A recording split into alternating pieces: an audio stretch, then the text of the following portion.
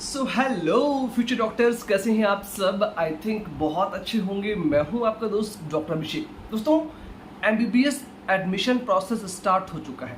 ना सिर्फ MBBS admission process, बहुत से बच्चे नीट की ऑल इंडिया कोटा काउंसलिंग में अपेयर हो रहे हैं क्योंकि उनको एमबीबीएस करना है। बहुत से बच्चे स्टेट कोटा काउंसलिंग में अपेयर हो रहे हैं, उनको एमबीबीएस करना है। बहुत से बच्चों को एमबीबीएस कॉलेज भी फर्स्ट फेज में अलॉट कर दिए गए हैं।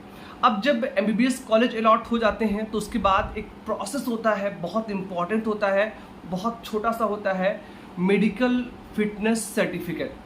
लगभग हर एक गवर्नमेंट, हर एक प्राइवेट कॉलेज में at a time of MBBS admission इस सर्टिफिकेट की नीड होती है।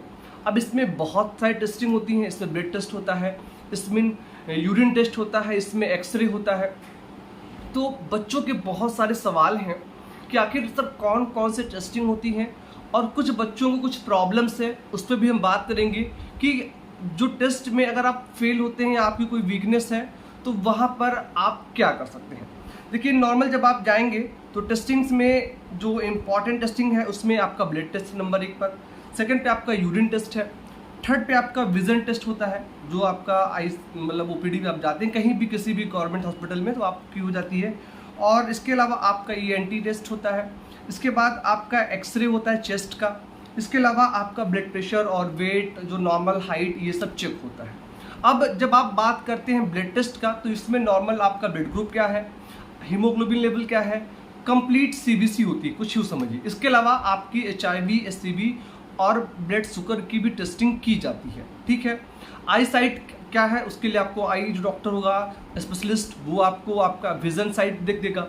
ईएनटी आपके नाक और कान की जो चीज़ें हैं वो उन चीज़ों को आपके अपडेट कर देगा। इसके अलावा ब्लड प्रेशर वगैरह, और एक्सरे में आपका चेस्ट दिखा रहा था कि आपके चेस्ट एक्सरे में कोई कंजम्पशन तो नहीं है। ये बेसिक डिटेल है।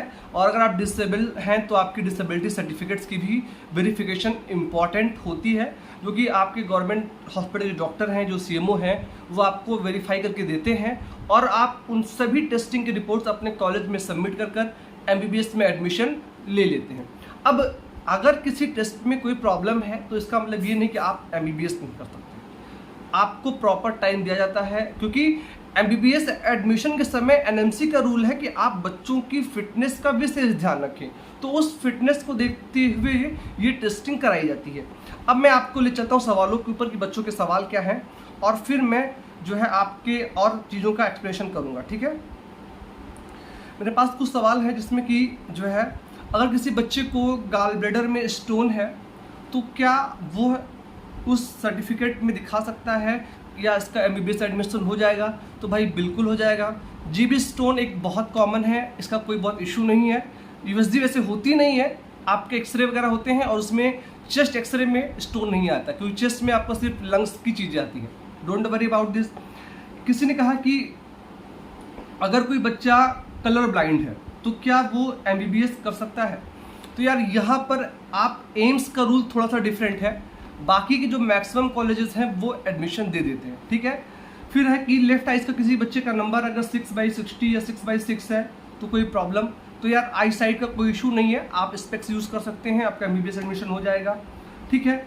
ऐसे ही अगर किसी बच्चे को जो है कोई हैंडीकैप्ड है, उसकी विकलांगता 40% से ज़्यादा है, वो चलने में असमर्थ है, तो मेरे दोस्त इसीलिए जो है आपके पास फिजिकल हैंडीकैप का सर्टिफिकेट मिलता है और आपको रिजर्वेशन मिलता है। तो अगर आप विकलांग हैं तो आप परेशान ना होइए भाई, आपको तो रिजर्वेशन गवर्नमेंट दे रही है कि आप जो है सेल्फ डिपेंडेंट बने, आप एमबीबीएस करें, कोई इशू नहीं है, आप कर सकते हैं। एक बच्चा है अमरनाथ राठौर करके, ये पूछ रहा है कि सर मेरी एक आँख खराब है, कोई दिक्कत नहीं है, आप जो है उसकी ट्रीटमेंट ले सकते हैं, लेंसेज है, स्पेक्स के साथ में आप जाएंगे, आपका एडमिशन हो जाएगा, कोई दिक्कत नहीं आता है। ठीक है। एक बच्चा है, उसने कहा कि ओवरवेट, तो भाई ओबेसिटी का भी सर्टिफिकेट से कोई योगदान नहीं है, आपका एडमिशन हो जाएगा, कोई दिक्कत नहीं है। ठीक है। एक बच्चा बोल रहा है कि एलर्जिक, तो भाई एलर्जी जो है एक प्रॉब्लम है। ठीक है। और इसका भी आपके एमबीबीएस एडमिशन से कोई इशू नहीं है, आप प्रॉपर ट्रीटमेंट लेते रहेंगे।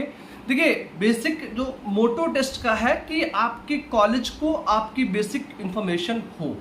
आप डायबिटिक हैं, कोई दिक्कत नहीं है, आपका एडमिशन हो जाएगा।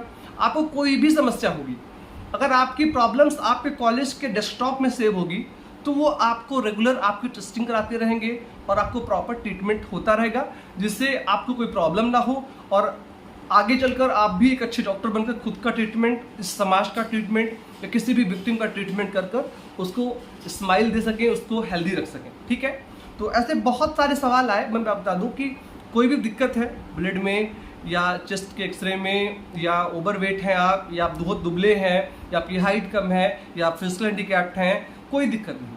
हर कंडीशन में आप जो है MBBS कर सकते हैं। और अगर अभी भी कोई सवाल, कोई डाउट है तो आपके लिए कमेंट बॉक्स ओपन है, आप अपने कमेंट्स हमें दे सकते हैं। इस बेहद इंपॉर्टेंट और छोटी सी वीडियो में इतना ही। आप सभी देश के फ्यूचर डॉक्टर्स का बहुत बहुत धन्यवाद। Thank you so much. जय हिंद।